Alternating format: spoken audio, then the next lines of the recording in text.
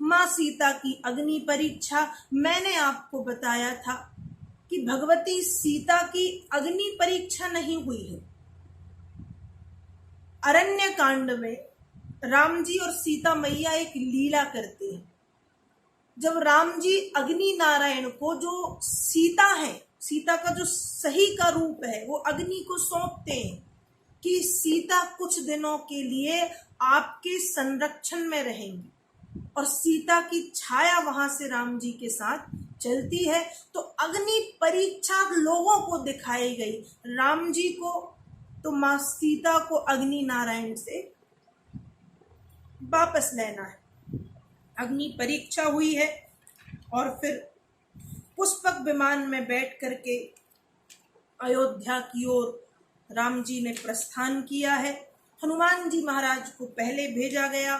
सभी ऋषि मुनियों से मिलते हुए, गंगा मैया का दर्शन करते हुए राम जी अयोध्या पधारे हैं। और फिर माताओं से, गुरुदेव से, भरत जी से राम जी का मिलाप हुआ है। और मानस में बाबा तुलसी लिखते हैं कि फिर बिना विलंब किए हुए गुरु वशिष्ठ ने एक शुभ मुहूर्त निकाला है, जब राम जी का राज्याभिषेक उत्तराखंड में होता है, उत्तरकांड में होता है। राम राज्य बैठे त्रैलोका, हर्षित भय गए सब सोखा। राम जी माँ जानकी के साथ, राम जी बामांग में माँ जानकी हैं, चरणों के पास हनुमान जी हैं, एक तरफ लक्ष्मण है, एक तरफ भरत है, पीछे शत्रुघ्न खड़े हैं। ये पूरी झांकी विराजमान हुई है। और जब राम जी विराजमान हुए हैं तो तीनों लोकों में सुख, शांति, रिद्धियां, सिद्धियां, समृद्धि आ गई है।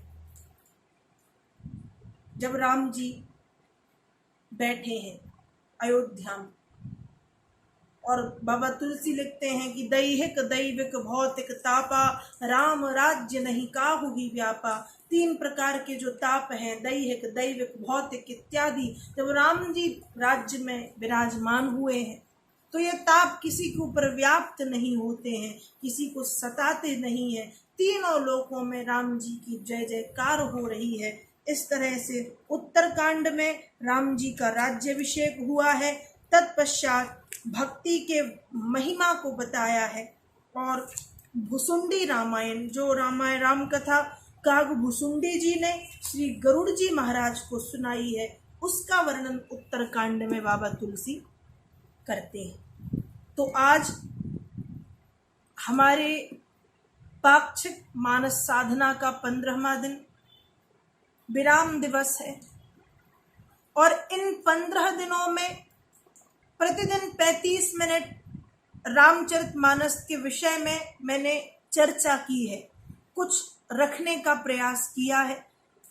मैं ये नहीं कहूंगी कि मैंने पूरी कथा सुनाई है, राम कथा, क्योंकि राम कथा तो 35 मिनट में पूरी नहीं हो सकती।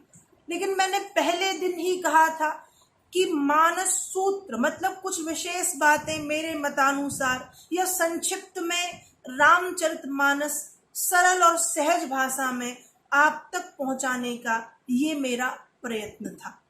तो आज विराम दिवस है, तो मैंने आप सभी को ये पावन कथा सुनाई, पावन कथा संक्षिप्त में आप तक पहुंचाई।